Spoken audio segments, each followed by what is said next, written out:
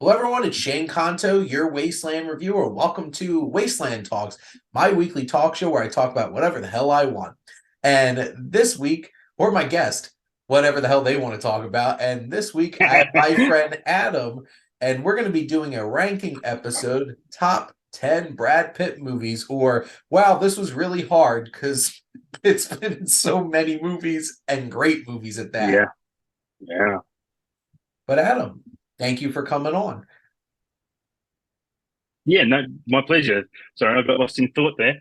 Yeah, It's all yeah, good. pleasure, of course. So, just to explain how we're going to go about doing this for all of you listening, Adam's just going to go. I'm going to let Adam go through his top 10 list from 10 to 1, introduce a film, we talk about it, we move on to the next one, and then I'll go through mine. If we already talked about it on Adam's list, then we're not going to spend more time talking about it. I'm just going to throw it out there.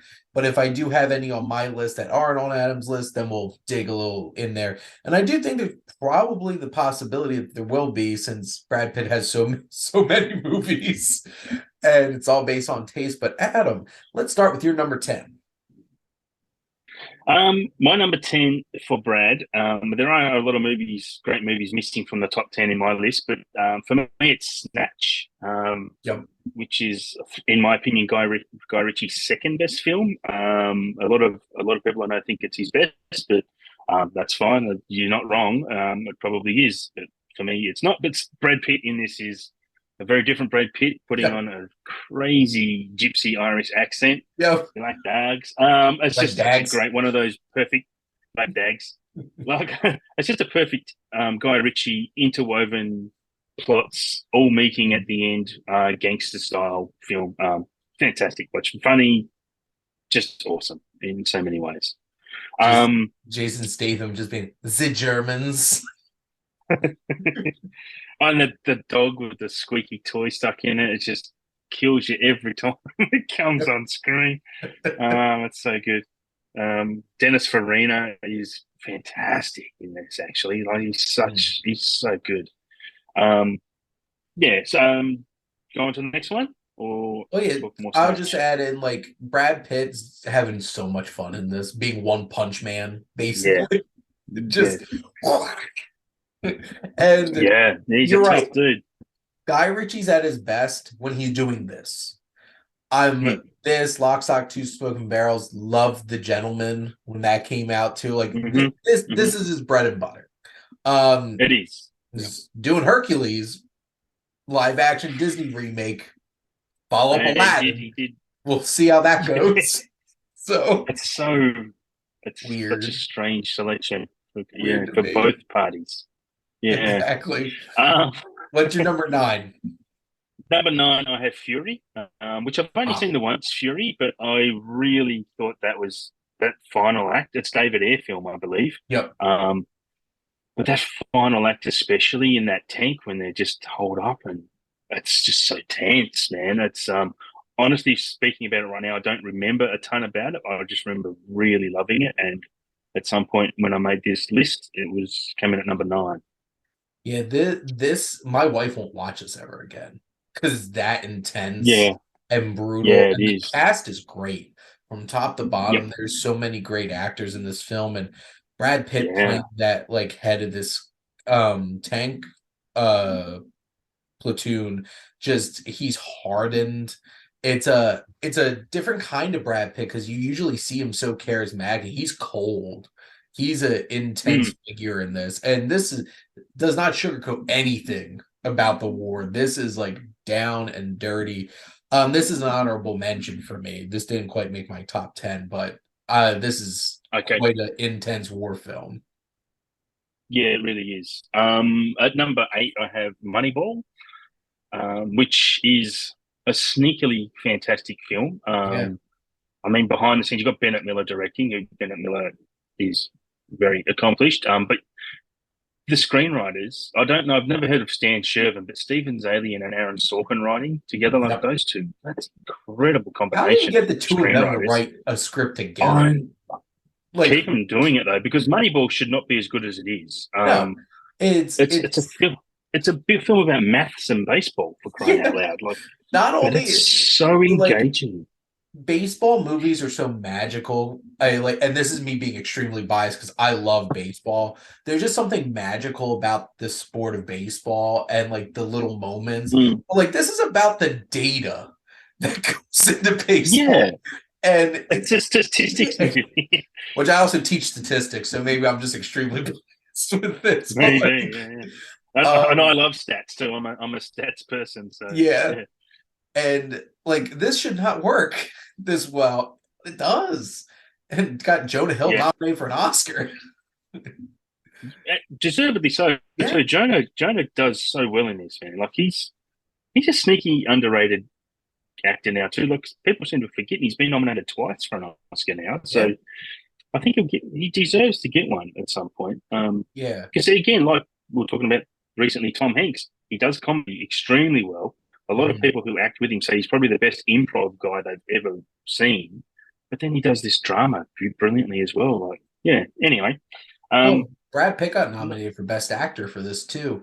What that was such a yes, weird yeah, year because like Jean Dujardin won for The Artist, beating yes. George Clooney, Brad Pitt, and Gary Oldman. I'm like, how That's did a you big do win, that? isn't it?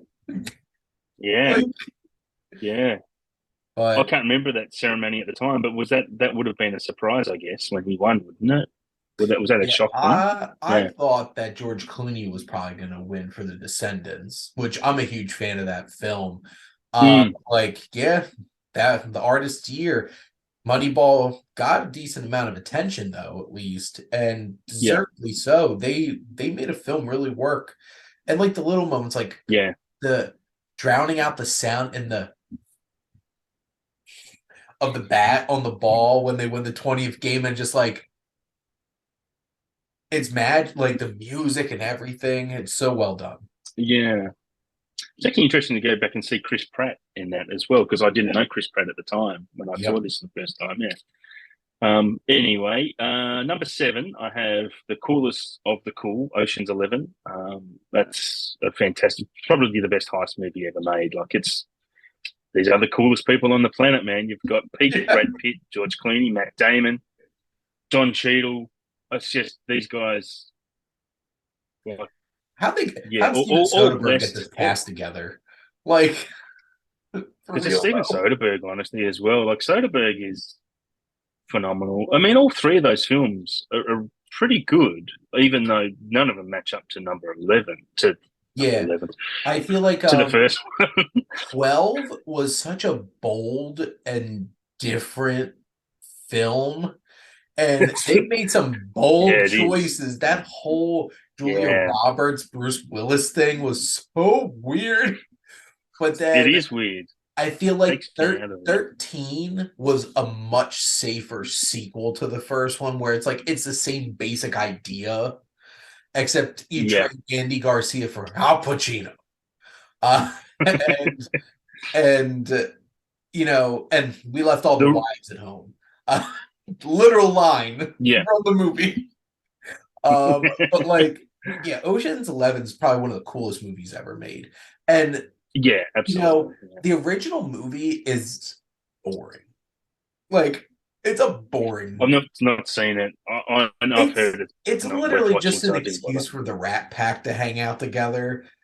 And it's Yep. not directed well. It's very flat. It's literally just an excuse for them to hang out. This, you have an auteur They were director probably with all drunk. Soderbergh. Yeah. They were probably all hungover every day of filming Yeah, the Rat Pack. you have Soderbergh, and then you have this cast of Yeah. really talented actors, At and their peaks. like you have like Andy Garcia. I love Eddie. Like when he pops up into things, I just enjoy seeing him and stuff. Julia Roberts was one of Yeah. like the hottest actress of that time, Yeah. biggest Yeah. name actress of the time, and you have like even like Casey Affleck and Scott Conn as the two Yeah. bickering brothers. That's Bernie Mac, good rest relationship. in Yeah. peace, Bernie Mac. Yeah. We're just so great in Yeah. this, and I love Elliot Gould. Elliot Gould. Yeah, Yeah. Carl Reiner. Elliot Gould's It great. is from top to bottom. It's fantastic. Yeah, it is a fantastic film. It seems kind of weird that it's only number seven in the 10, but Shows you how good what good choices Brad Pitt makes. Anyway, number six, I have The Big Short. The Big Short is another one of those films like Moneyball, which it shouldn't be as good as it is because it's about a financial collapse, about betting Right. against the housing market. But holy shit, And this from movie is Adam McKay of all people. insanely brilliant. And yeah, and of the guy who directed Anchorman follows up with The Big Short, and Yeah. holy crap, like it's just. But I was talking of casts. I mean, Christian Bale, Steve Carell, Ryan Gosling, Brad Pitt, obviously, Melissa Leo, who's fresh off an Oscar win, um, Jeremy Strong, who no one knew Jeremy Oh Strong my was God, back I then, completely forgot this movie. and See, he's exactly. Marissa Tomei, like And then Karen Gillan's in this as well, which I didn't realize. Margot Robbie in a Yeah, bathtub. we all remember that one. uh, but I mean, what a I don't even know how to speak about this film, but it's a it's if you read my letterbox, if you follow me on letterbox in any way, you'll know that I love that whole genre of eating the rich, and that's kind of what this is leaning into, like Yeah. the corruption behind the financial crisis of 2007, 8, whatever it was. Yeah. And this sums it up so well. It really educates as well as entertains. And with that cast, all playing, all kind of playing against type, except for maybe Ryan Gosling. Yeah. Christian Bale definitely playing against types. Yeah, I feel like Ryan Gosling's playing his character from Crazy Stupid Love with a lot less of like the Yeah, loveliness. yeah, He's just like an asshole. yeah, So, but yeah, yeah, a Christian little Bale's bit. great in this movie.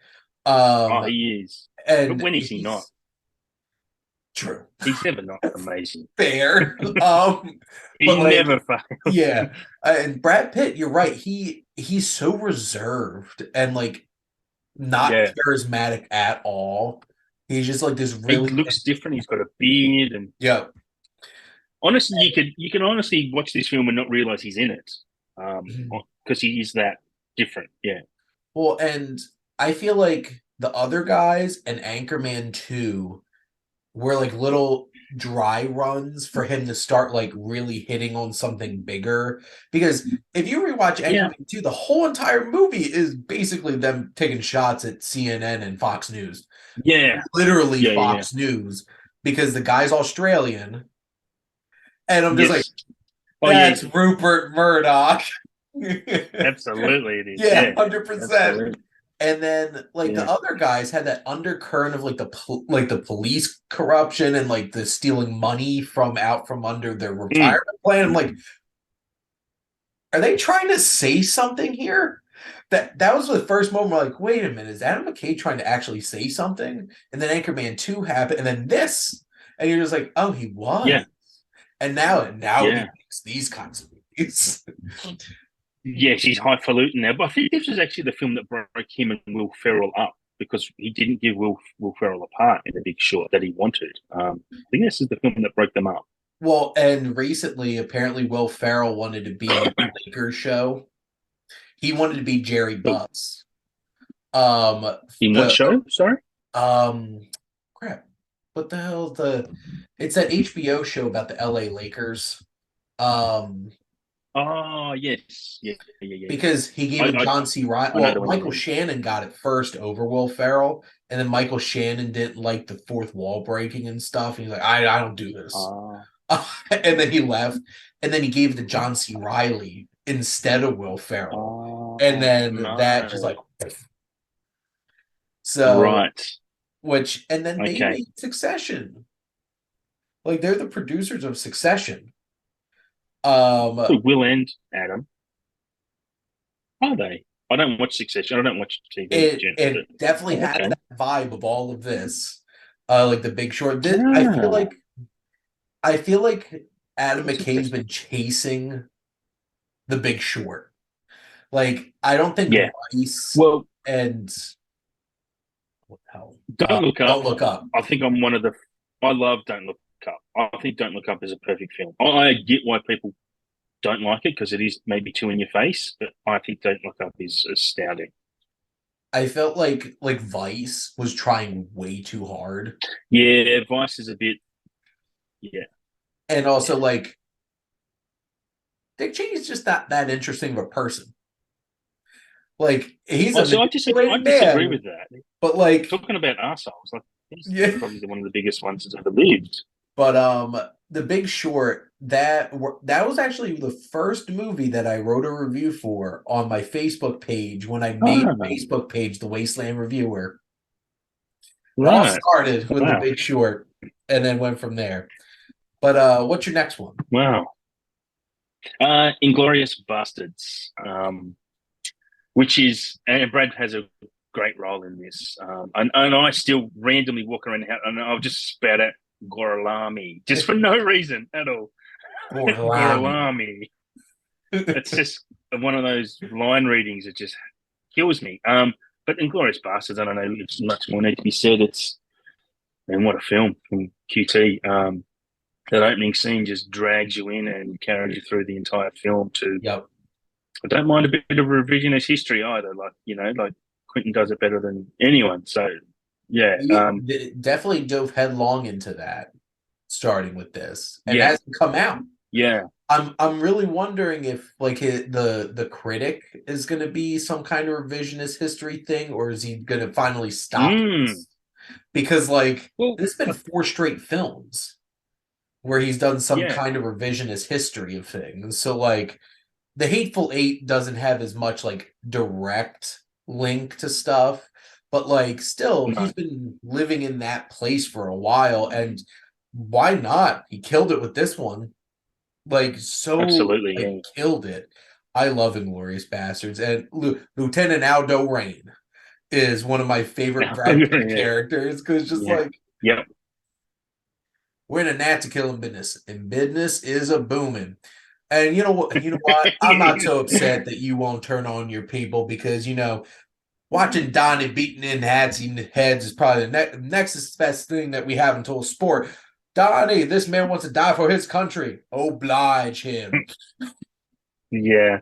And how satisfying is that ending where and this is definitely Quentin Tarantino talking to us, but he Yep. says, "This might be my masterpiece," and he cuts that into it. Yep.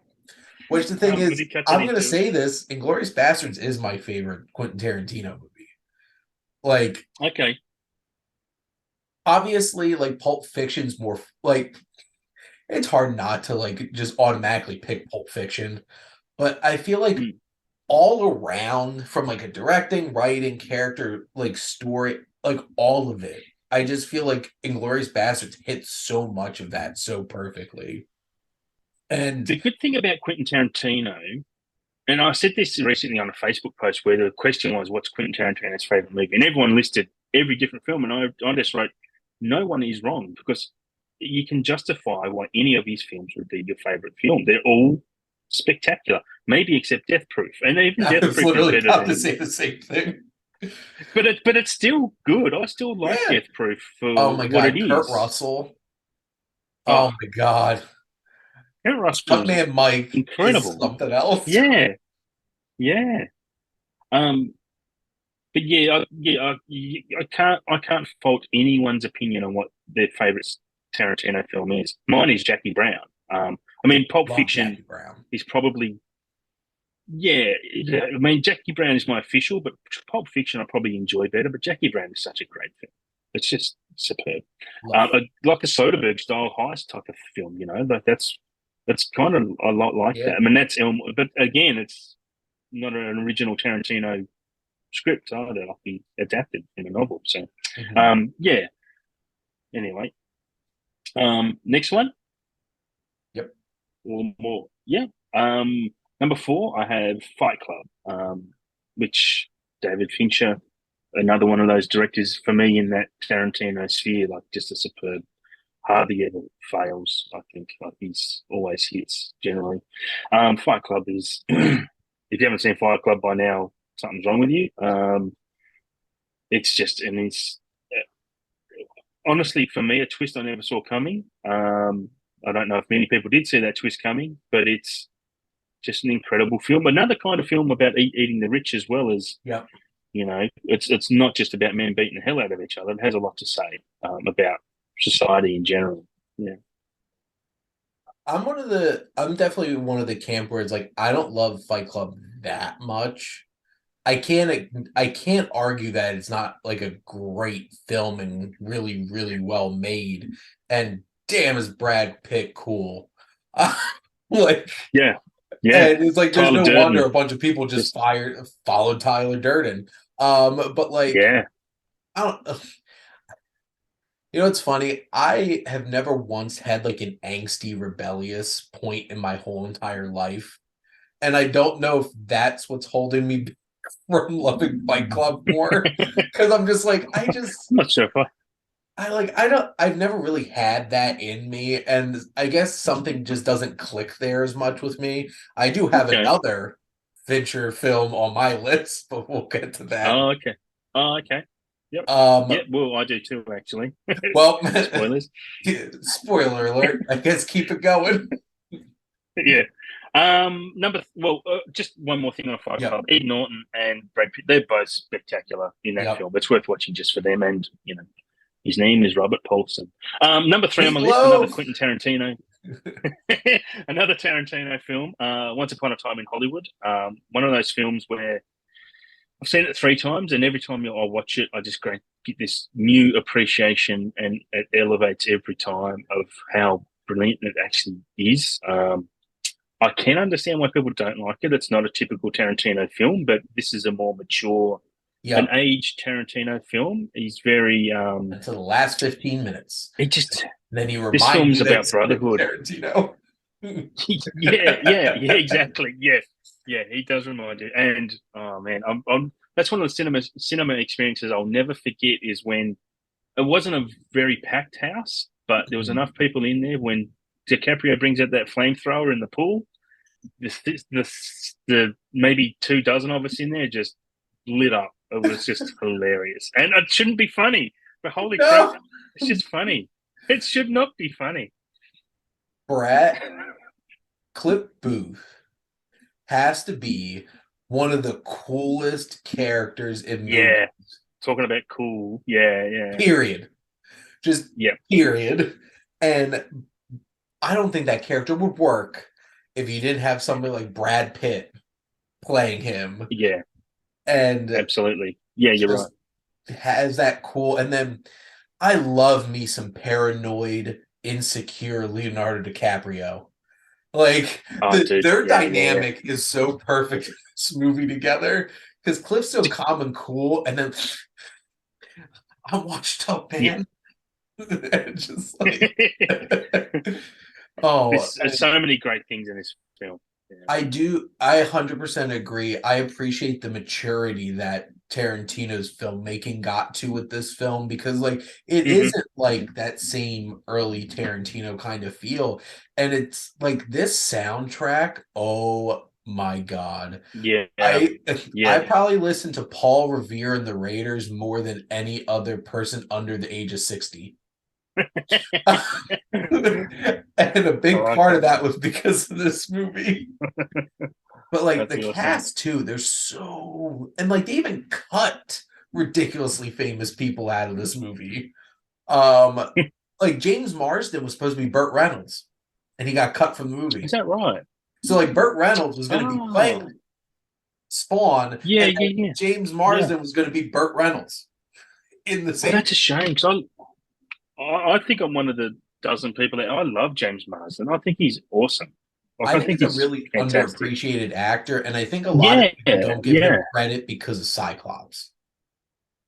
Because I like don't know what I Cyclops. from X-Men. Oh, in I yes, just feel like yes. they it wasn't his fault. They just wasted that character so bad in that trilogy, and I feel like a lot of people can't get that out of their like that taste out.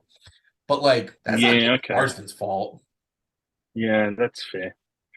Um, yeah, anyway, I love James Marsden. On to number two. So I've just realized this as I'm looking at this. Out of my from number five to number two is only made up of two directors, Tarantino and David Fincher. I Um, so so my number two is Seven, which was my favorite movie for a very long time. mhm.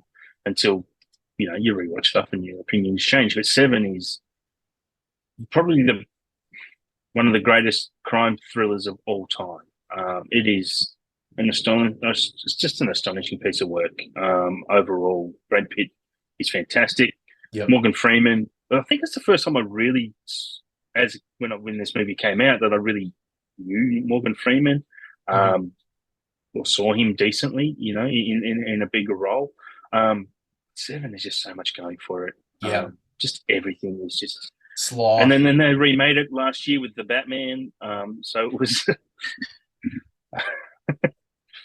but just the whole concept of the seven deadly sins is just blew me. And honestly, even the opening and closing credits of this film are worth just sitting through and watching because they're just, I don't know, it's weird, but they're fantastic. It's Alan Silvestri, right, who does the score to this. I'll look that up. Oh, no. Howard Shore. I'm 100%. It was Howard Shore. But you're right, Howard Shore. Howard Shore. That because I for the most part know Howard Shore because of Lord of the Rings, which my God, if he only composed one project and it was Lord of the Rings, you'd still go down in history for how amazing your work was. But this is so different and so unnerving, and those opening credits are so great with his music. And that sloth scene gets me every time. That scares out of me. It doesn't it? Yeah, it is. Yeah, that dude jumps out of that. Kevin Spacey. Yeah. Lieutenant and detective, and him just standing there. I'm like, just what an entrance! What an entrance! What an ending too.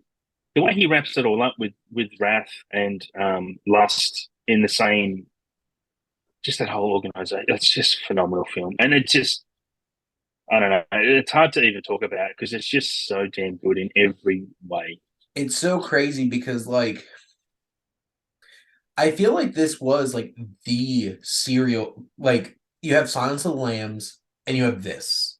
These are the serial killer films, and then then Bong Joon-ho's Memories of Murder, just and then Zodiac, just it's this circle. Well, I was about to say influence. If anyone watching this loves Zodiac, trust it. Trust me. I don't know about Shane's opinion, but Memories of Murder is better than Zodiac. There is no way that very similar. Didn't watch that movie and was 100%. I'm going to make my own version of the Zodiac Killer. Yeah. The Fincher, also based on a true story too. Yeah, the Fincher influence circle there is just straight up John Ford and Akira Kurosawa influence circle of just them just influencing each other there. But Seven's something else. It is. It really is. So my number one is my all-time favorite movie of all time.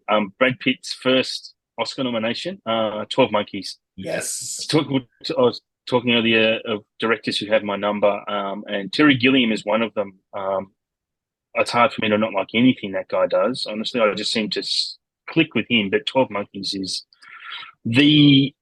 for me, easily the best and most coherent time travel movie of all time. I remember watching this distinctly in the cinema back in the day, and as a teenager, I'm pretty sure I would have been stoned when I went and saw this, and it blew my mind because I think I saw it in July or August, and it says in October 1996, which was 2 months away.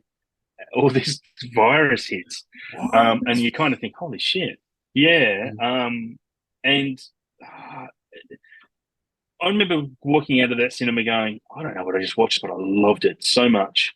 But then, and I distinctly remember I watched this movie over and over, and it was the fifth time I saw this movie where I finally connected all the dots with the timeline, how the timeline worked. It took me 5 times, but it might sound excessive, but it took to watch a film 5 times without truly understanding it. But I just loved it that much, so I just kept watching it anyway, and probably to figure it out. I like movies that make me think and figure them out. The way that and you said this is the most coherent time travel, and it's not even playing it safe. Like it isn't just trying to do like little things. No, Like, it is bold no. in terms of what it Yeah, does. it The is. fact that it works Yeah, is incredible. The yeah, influence of Eh, like the theme, like the layered motifs of like Vertigo in it yeah, is really yeah. cool. It's just like an interesting added layer to it. But one of best of Bruce Willis's best performances, Absolutely. and Yeah, Brad Pitt though, just dude, um, crazy. yep, Actually, the image, my letterboxed profile picture is Brad Pitt from 12 Monkeys being, yeah. in his crazy phase, in the asylum phase. It's, yeah, so And good. it Crazy as a loon. I love Terry Gilliam too, and I love 12 Monkeys. Mm, Like this yeah. is like legitimately one of the It has, this is one of my sorry, no, no. probably like somewhere in my top 30 favorite films of all time. And I watch Hmm. a lot of movies. So like when Yeah, I say that's a something's big, like yeah, same. Yeah, and it's just like that means a same. lot. And this I love this film to pieces. And Terry Gilliam, from whether it's the man who killed Don Quixote to this to Monty Python, obviously, Brazil, Baron von, Baron, the Adventures of Baron Munchausen.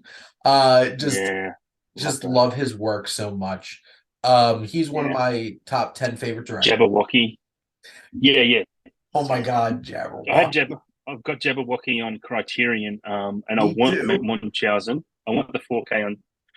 I want the 4K, but it's so bloody expensive in Australia to get the Criterion 4Ks, and it's just I'm like 50 odd, $60 a disc. It's like, oh, come on.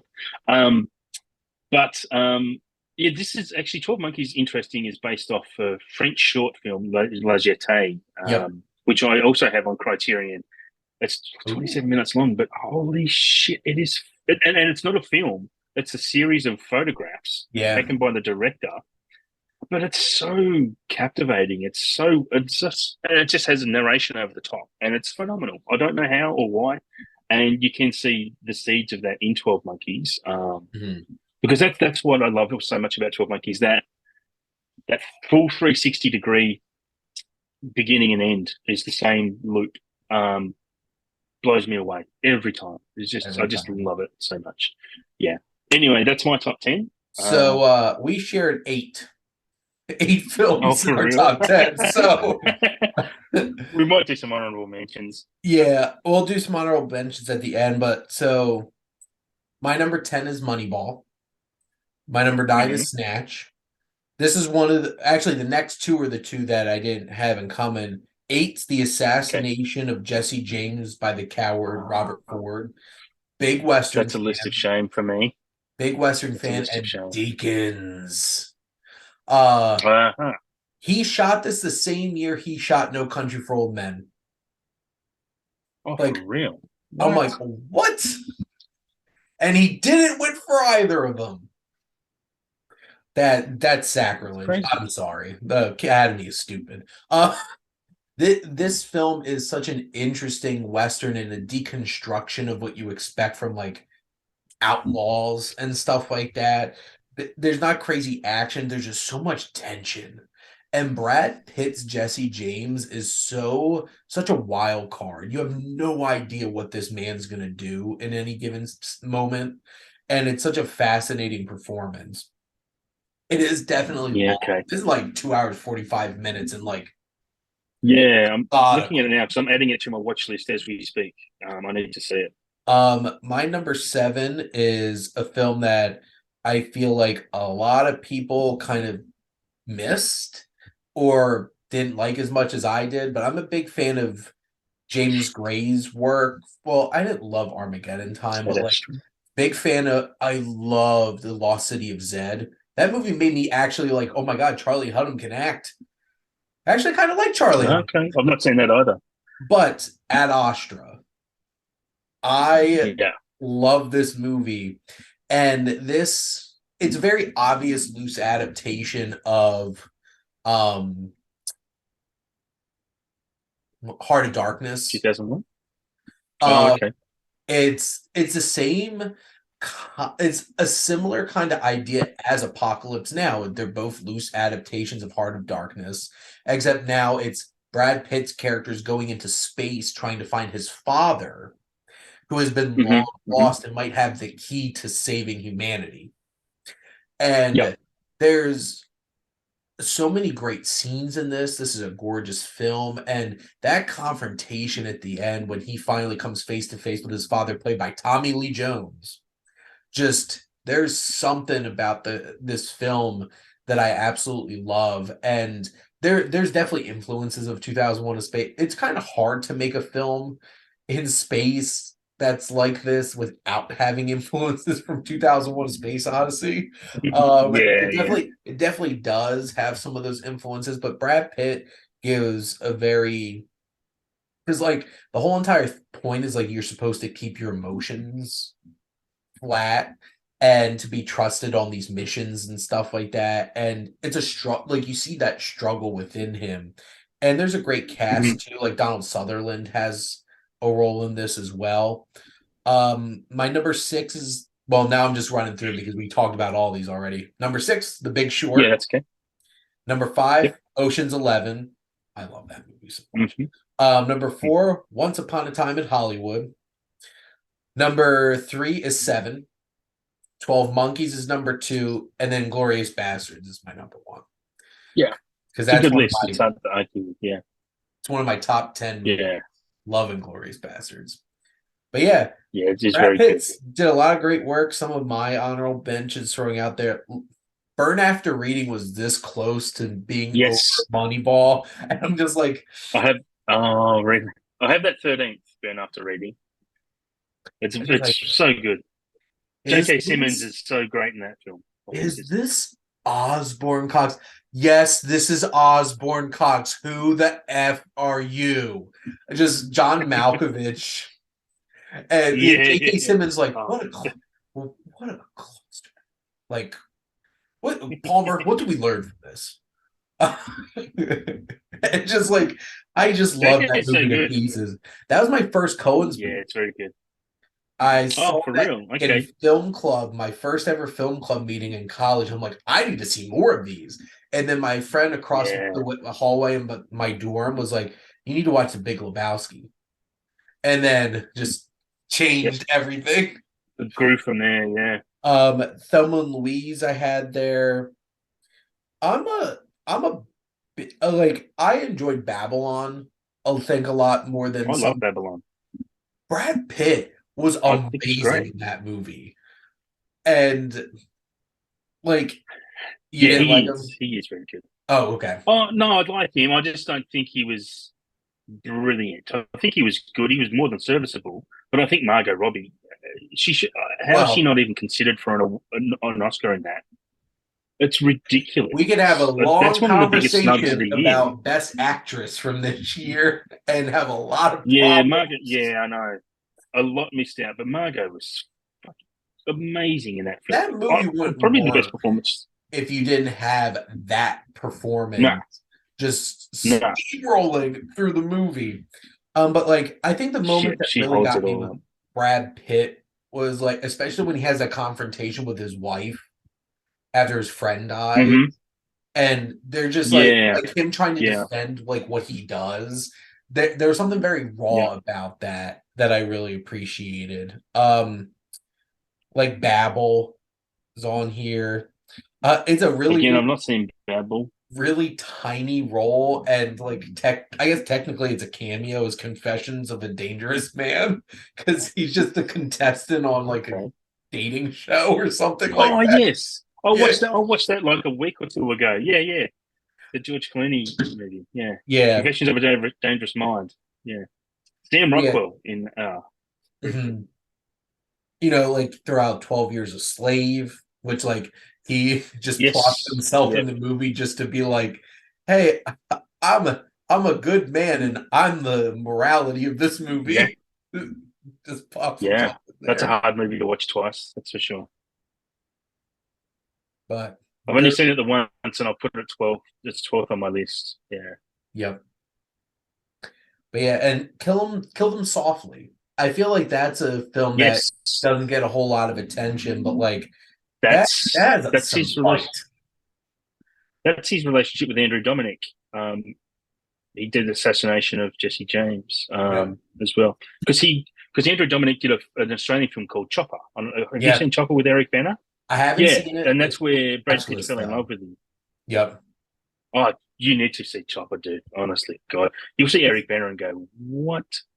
Because he Well, plays the guy he's playing is a real life guy, yeah. and he plays him to a T. Like even if you look at some old YouTube videos of Chopper Reed, after watching it, you'll go, Eric Bana deserved Oscar nomination for this role. Like he's so good, so good. Yeah, because Um, I'm trying yeah, to okay, I was trying to because I feel like I get Andrew Dominic and one other director mixed up a lot of the time. Um, wait one second. Oh, it's I keep getting Andrew Dominic and John Hillcoat mixed up with each other, and some of like the films that they do. Because like I'm like, oh, Andrew Dominic did The Proposition, didn't he? I'm like, wait, no, he didn't. Wait a minute. That's John Hillcoat, who also did like well, Lawless and The Road. Eric Bana can actually and Andrew Dominic to some degree can actually thank Brad Pitt for their careers in Hollywood because Brad saw Chopper and got Eric Bana for Troy. And then obviously did Killing Them Softly with Andrew Dominic and just kind of that snowballed. Like, yeah, that's pretty impressive actually. But just to top this off, it was a really I thought it was a really awesome moment getting to see Brad Pitt win that Best Supporting Actor for Once Upon a Time in Yeah, Hollywood. yeah, That was yeah, what a tough year. Like he was going to toe with Joe Pesci and Al Pacino, both from The Irishman, and then yeah. Willem Dafoe from no, did Willem will get one day. Willem Dafoe I'm better not win sure, but something? I mean, I'm trying to think. Did he actually get nominated for The Lighthouse, or was I just mad that he didn't? no, he wasn't. He should have Um, been though, because Lighthouse, he's amazing in that. yeah, and He Anthony is. Hopkins for Two Popes was nominated that year. Who was the fifth person? Yes. Why can't I remember who the Was fifth? it? Oh, it was Tom Hanks playing Fred Rogers, Mr. Rogers in Beautiful Day in the Neighborhood. Oh, yes. Yeah, Um, Brad Pitt beat Supporting actor, yes. Tom Hanks, Joe Joe Pesci, and Pesci, Al Al Pacino, Pacino and and Anthony Hopkins. Hopkins for that And do Oscar. you know what? Do you know what? Though he deserved it too. Like he deserved to beat them because he was that good. He is that good. Yep. He is that good. Um, should I give a couple of my honourable mentions because there's a Okay. couple I'd like to mention. Good. Firstly, a movie I love and probably could even be in my top 10, but I have it at 16. Is Interview with the Vampire. Yep. Um, I love that movie. I know people hate that movie, but I think it's you need to watch it for what it is. It's campy. It's over the top. Yeah. It's overacting. And Tom Cruise is phenomenal in this film. The first time we see Amazing. Kirsten Dunst, and she's amazing. Hmm. Brad Pitt is pretty subdued, but he's good, obviously. And you get like But a I just love Christian that film so Slater much. Yeah, doing yeah. like an interview at the beginning. And then And your impressions of it. And Banderas is first time we see Banderas too.